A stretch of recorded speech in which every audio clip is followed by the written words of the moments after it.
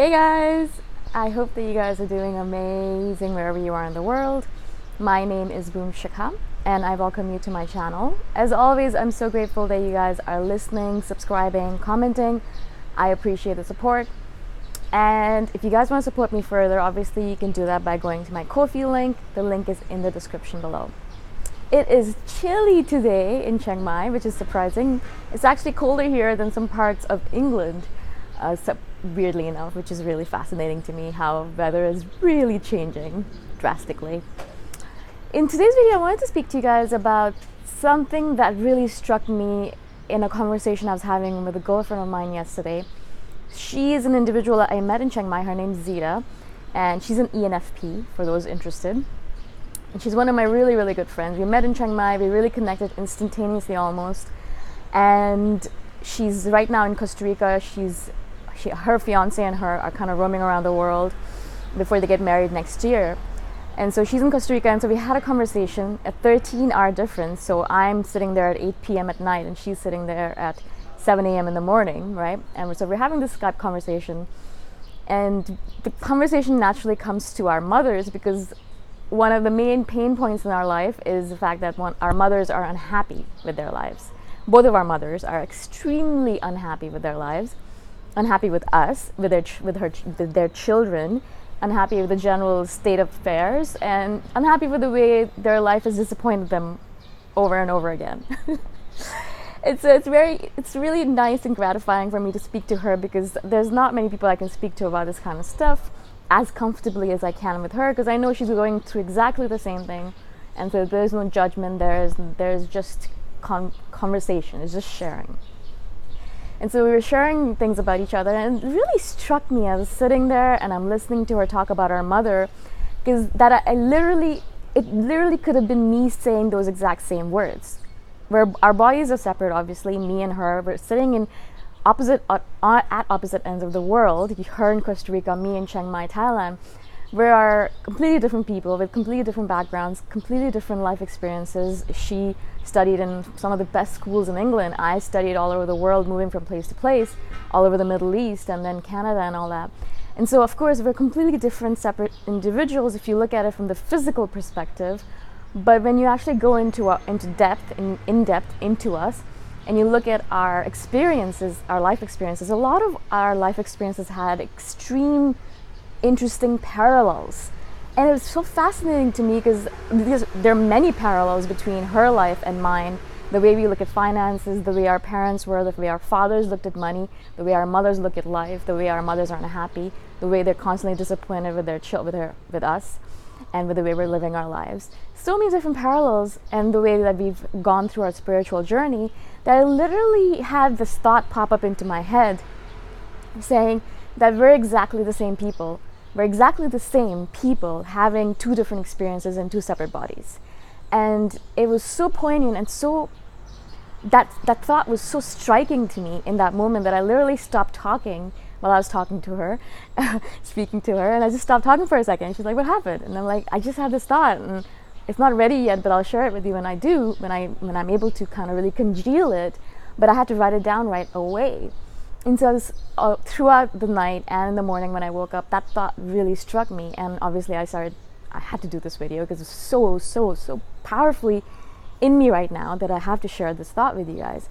And it was so important, because I realized that we're all fundamentally the same. Now, of course, this is not a profound realization of the fact that it's original in any way. No, it's not. 100,000 people have had this realization over the years and over the eons. But for me specifically, I've read these words many times. I've read these words 1,000 times in 100 different books. And they constantly tell us, we're one, we're the same, we're all the same. We're one being looking at each other, having separate experiences, learning from each other, gaining the wisdom and sharing it with the collective consciousness, all of that. All the stuff I've shared with you guys. But in that moment in time, as I was sitting there having that conversation with Zita, and she was telling me how disappointed her mother is in her, and I told her, you could be me, like you are me and I am you. We're just exactly the same person, having exactly very similar experiences. Of course, not exactly the same. She's about to get married, and I don't think I'll ever get married, or if it happens, great. But in this moment in time, there's no possibility of it. and she has a fiance. She's traveling with her really nice fiance, really great guy, Nathan. And so obviously there's some dissimilarities. Of course, we're not exactly the same person, but in a lot of ways, we are experiencing the same exact things. And I think that's what we really need to realize as human beings, is that we are exactly, a lot of us, almost all of us, I would say 99% of us, unless we're a psychopath or a sociopath and we're kind of doing serial killer things, or like doing something really dastardly, most of us are having pretty similar experiences. We're going through moments of fear, we're going through moments of ecstasy, we're going through moments of anger and moments of resentment and moments of bitterness, and then moments of joy and ecstasy and gratitude and enlightenment, right? So all of us are kind of going through the same kind of moments, same kind of emotions, except we're doing it in different permutations and combinations. Another example that really struck me while I was sitting last night and thinking about this was last year I was hanging out with a girlfriend of mine. Again, very different experiences of life. She lived all her life in India, and then she moved to Canada. And then I obviously never lived in India, but she's also Indian as well, and Canadian Indian. And she was in the same MBA program as me. And so she was telling me how her mother's extremely disappointed with her new sister-in-law, right? So they were talking about how there's all these conflicts and all of this stuff rearing up its head because of the fact that her mother is kind of upset that this new girl has taken over her role as the confidant of her brother. I think that's one of the things that most mothers are afraid of, someone coming in, taking their little sons away from them. And it was funny to me because in that moment as well, a year ago or whatever, I was sitting there and listening to Param talk about this, and I'm thinking to myself, oh my God, your mother and my mother are exactly the same, because my mother as well is going through the same kind of feeling where she feels like she's been overtaken by some other girl and she does not like that.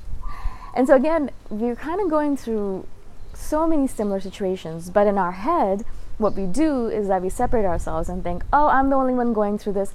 I'm the only one who has a difficult life. I'm the only one who's the victim here. I'm the only one who is dealing with such a difficult situation. And we separate ourselves from other people, and therefore we feel alone and lost. And in that solitude, I think, is where all the misery crops up. Because yesterday, me sitting there talking to Zita about the fact that, my mother is disappointed in me, normally, if I told that to myself, I'd be like, oh my God, I can't believe I'm such a terrible daughter. I should really be doing something different in my life. I can't believe I've caused so much pain to my mother.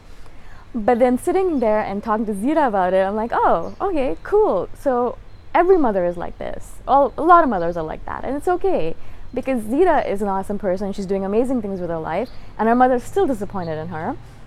So what can you do? Some mothers maybe are just meant to be disappointed no matter what you do. I'm sure I would, if I did live the exact perfect life that my mom wanted me to live, she would still have things to say about it, right? So in that moment in time, just sharing that with her, that moment, that gratitude or that feeling, it just made me feel less alone, obviously, less solitude, less lonely, but also it made me accept the situation better. I know now, next time when my mother expresses her disappointment in me, I can sit there and think, yeah, you know what, it's okay, because that's how mothers are sometimes. And then I know other people who are dealing with this. I'm not alone in this. I'm not the only person. I'm not a terrible daughter. That's definitely not the case. Yes, I've done some terrible things. Yes, I've done some good things. But in that moment in time, I can maybe accept it a little bit easier and not feel as bad about it as perhaps I would have if I hadn't had that context, the context that I'm not alone.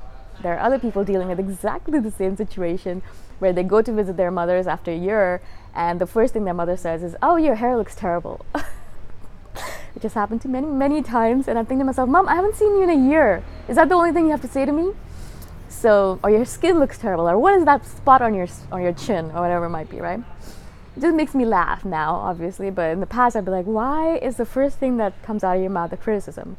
Now I realize, I think that's how they show love to us as well, is that by criticizing us, they make us better, and that's how partly their love language is criticism, perhaps, maybe. Or that's how I try to console myself with. That's what I console myself with when I hear these words or statements coming out of her mouth. But again, I think that's one of the reasons why I share all my stories with you guys, is because a lot of you guys message me saying, oh, I have exactly the same thing happen to me. And in that moment in time, hopefully you're able to feel less alone and less solitary, and realize that we're all kind of going through the same kind of motions, perhaps in different parts of the world, perhaps in different permutations, combinations, in different ways perhaps, but mostly exactly the same thing, really. And your mothers might be disappointed in you, and you're in Kansas City, and my sister who's in Toronto is going through exactly the same thing as me when I'm trying to write a story and I can't get the right words.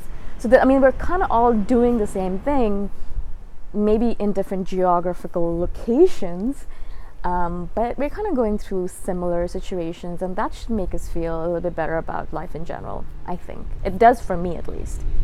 I hope this makes sense to you guys. I really wanted to share this with you because this moment of realization that we're all the same is so strong in me right now that I'm literally standing here I haven't been able to articulate my thoughts properly in this video at all. Everything that's inside of me has not been portrayed in this video, but it's difficult. So hopefully I was able to kind of get the essence of it out to you guys, and you were able to get the gist of it. If you guys have any questions about this, obviously message me anytime. I'm here to answer your questions. Comment below or email me.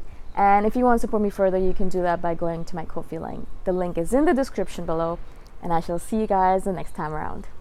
Bye for now.